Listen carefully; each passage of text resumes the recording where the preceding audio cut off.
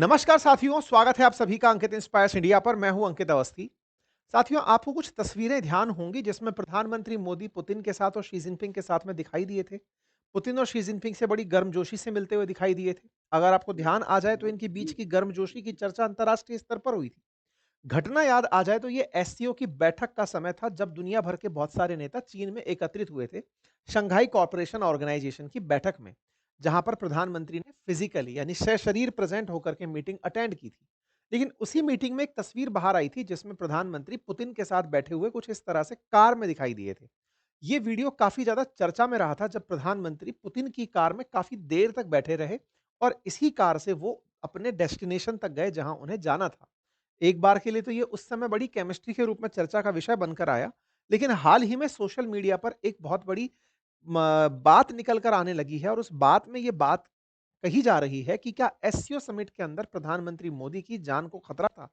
एक तारीख विशेष का जिक्र हो रहा है अगस्त 31 कि प्रधानमंत्री जब वहां थे तब क्या पुतिन ने प्रधानमंत्री मोदी की जान बचाई थी।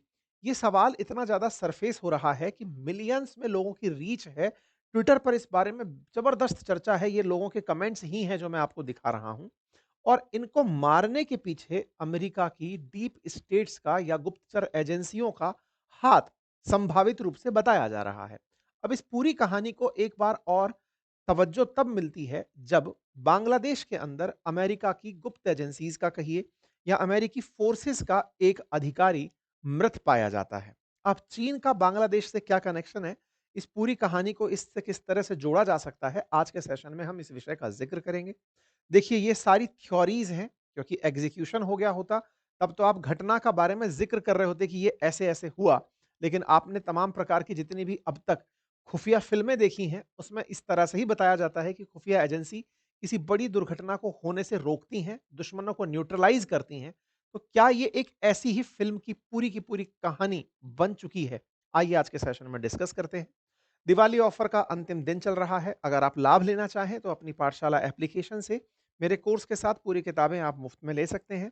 साथ ही साथ बातें बाजार की एप्लीकेशन से स्टॉक मार्केट और म्यूचुअल फंड्स का कोर्स बहुत ही नॉमिनल कीमत पर आप अपने लिए परचेज कर सकते हैं। अब मैं आपको एक-एक करके सारी घटनाओं को रिकलेक्ट कराता हूँ। आपको ध्यान होगा शंघाई कॉर्पोरेशन ऑर्गेनाइजेशन की समिट 2025 थी, जिसको अटेंड करने के लिए प्रधानमंत्री नरेंद्र मोदी जाने वाले थे। अगर तारीखों पर नजर डालें, तो इनकी ये यात्रा 29 अगस्त से लेकर के 1 सितंबर के बीच में होने वाली थी। लेकिन इस यात्रा के लिए प्रधानमंत्री पहले जापान जाने वाले थे और जापान के बाद में फिर शंघाई आने वाले थे, यानी सॉरी चाइना आने वाले थे। यहाँ पर आप ट्वीट्स देख सकते हैं किस तरह से पहले शंघाई कॉर्पोरेशन ऑर्गेनाइजेशन के लिए प्रधानमंत्री जापान और जापान के बाद चाइना में लैंड होते हैं। चाइना में जब आप लैंड होते हैं, ये उस समय की तस्वीरें हैं। आपका वार्म वेलकम होता है, रेड कारपेट पर वेलकम होता है।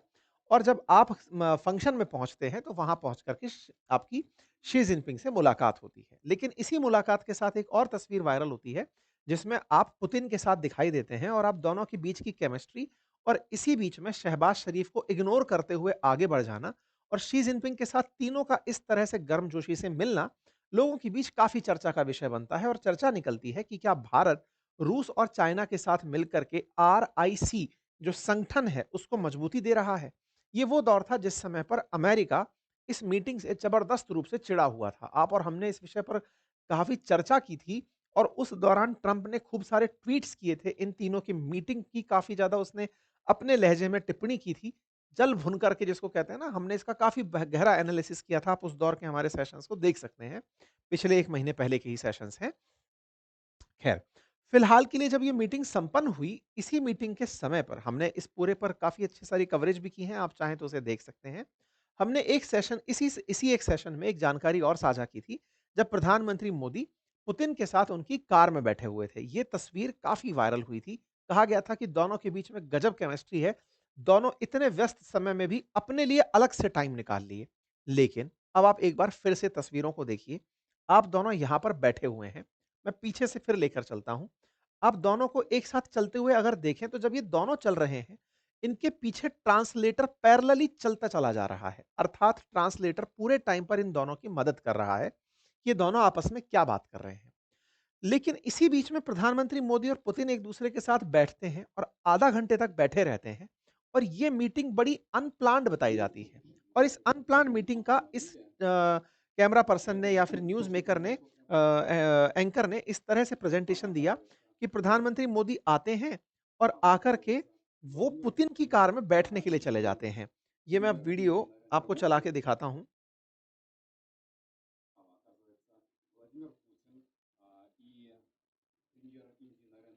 ये वीडियो अटक रहा है, अब चल गया। देखिए, आप यहाँ पर देखें तो प्रधानमंत्री मोदी जो है ना, वो अपनी कार छोड़ कर के पुतिन की गाड़ी में बैठते हैं और ये चर्चा बड़ी चर्चा बनती है उस समय पर कि ये मित्रता क्या कहलाती है। दोनों के बीच में इस तरह से बैठक होती है और ये थोड़ी बहुत देर नहीं, लगभग 30 मिनट तक एक-दूसरे के साथ कार साझा करते हैं।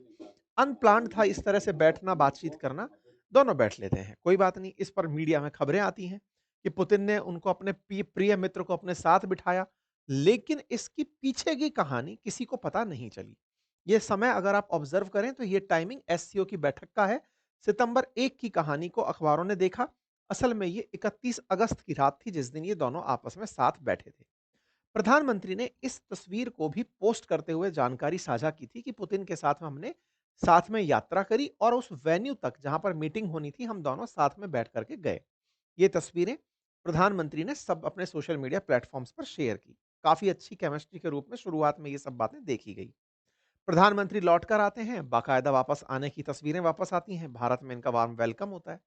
लेकिन इसी बीच में प्रधानमंत्री भारत के किसी एक कार्यक्रम में शरीक होने जाते हैं। प्रधानमंत्री जिस तरह काफ़ी सारे प्रोग्राम्स में जाते हैं, इसी तरह से एक कार्यक्रम भारत में सेमिकॉन इंडिया के नाम से आयोजित होता है और जब वहाँ पर प्रधानमंत्री बोल रहे होते हैं 3 सितंबर को, तो प्रधानमंत्री कहते हैं कि मैं हाल ही में जापान और चीन की यात्रा से लौटा। जैसे ही वो ये बात बोलते हैं, तालियाँ बजने लगती हैं। तालियाँ बजती हैं तो प्रधानमंत्री रोक कर के उन लोगों से पूछते हैं, ये खुशी इस बात की कि मैं गया था, इस बात की खुशी या मैं वापस आ गया, इस बात की खुशी? जैसे ही प्रधानमंत्री ने ये बोला, पूरे सारी तरफ जो बैठे हुए लोग हैं, वो तालियाँ बजाने लगते हैं।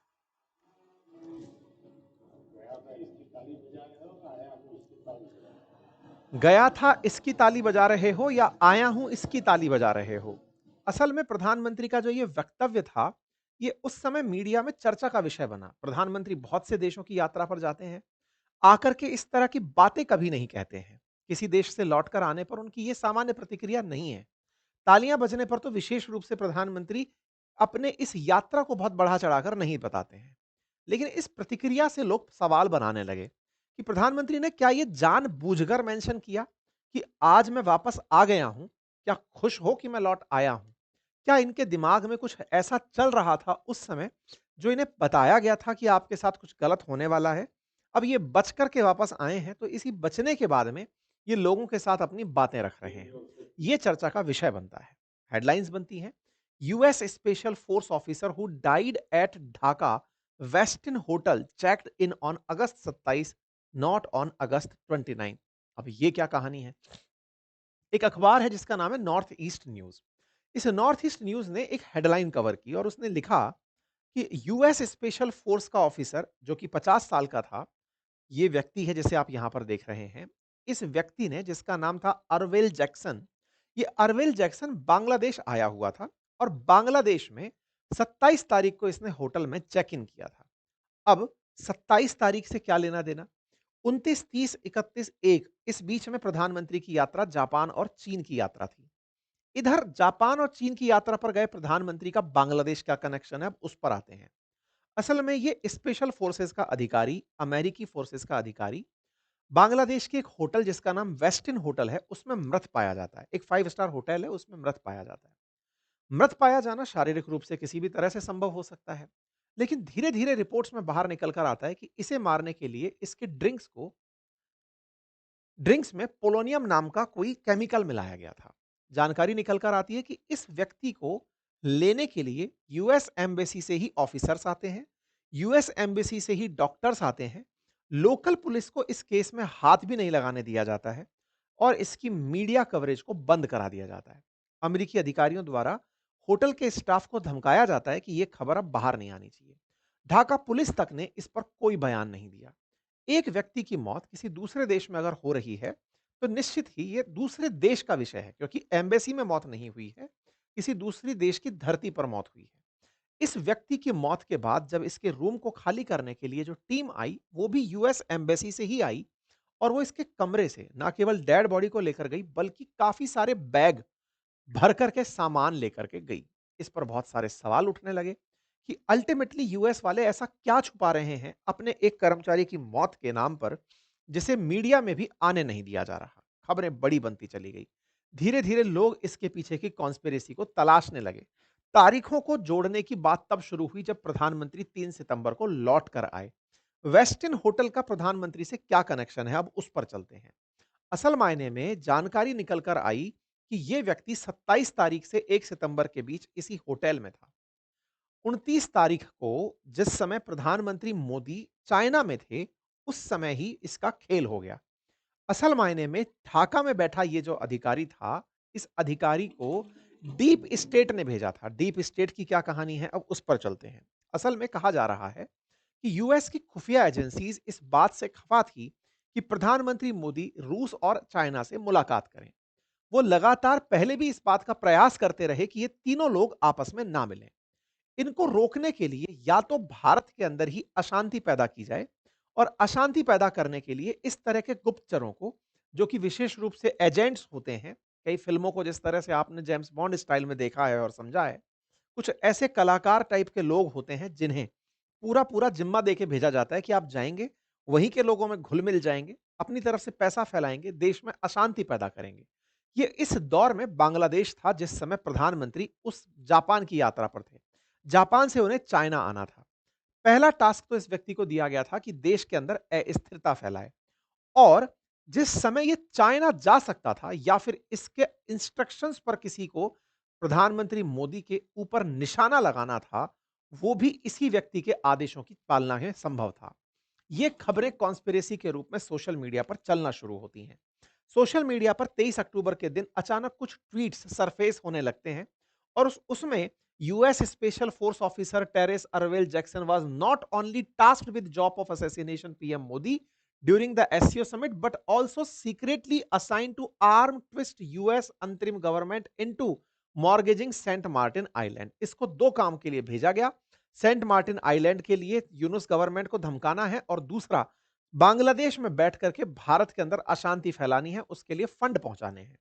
ये सोशल मीडिया पर जो आने लगे ट्वीट्स, इनकी रीच मिलियंस में आने लगी। अचानक आजकल में ये जबरदस्त चर्चा का विषय बन गया कि प्रधानमंत्री मोदी को बचाने के लिए पुतिन सामने आए थे। अब ये क्या कहानी है? असल में हुआ ये, अगर आपने तारीखों को मैच किया और इसका मरना मैच किया, तो बताया जा रहा है कि ये जो तस्वीर निकल कर आई थी जिसमें ये दोनों लोग साथ बैठे थे, इसके पीछे की कहानी क्या थी कि पुतिन की जो सुरक्षा एजेंसीज हैं, इंटेलिजेंस जो विभाग है, उसने प्रधानमंत्री मोदी को ये टिप दी थी। बताया था कि आपको असैसिनेट करने की प्लानिंग चल रही है, आपके देश में अस्थिरता प्लान की जा रही है, और ऐसे-ऐसे अमेरिका का एक गुप्त अधिकारी निकल कर आया है। अगर उसे गुप्तचर एजेंसी मार भी देंगी तो अमेरिका उस पर कोई गारंटी नहीं लेगा। जैसा कि आपने फ़िल्मों में देखा है, जब भी कोई गुप्तचर मारे जाते हैं तो उनके बारे में कभी भी बाहर निकल कर चीज़ें नहीं आती हैं। इसी के चलते इंडिया और रशिया की गुप्तचर एजेंसी ने जो सीआईए के द्वारा जो प्लॉट बिठाया गया था प्रधानमंत्री को मारने का या फिर भारत में अस्थिरता को फैलाने का, उसे फेल कर दिया गया।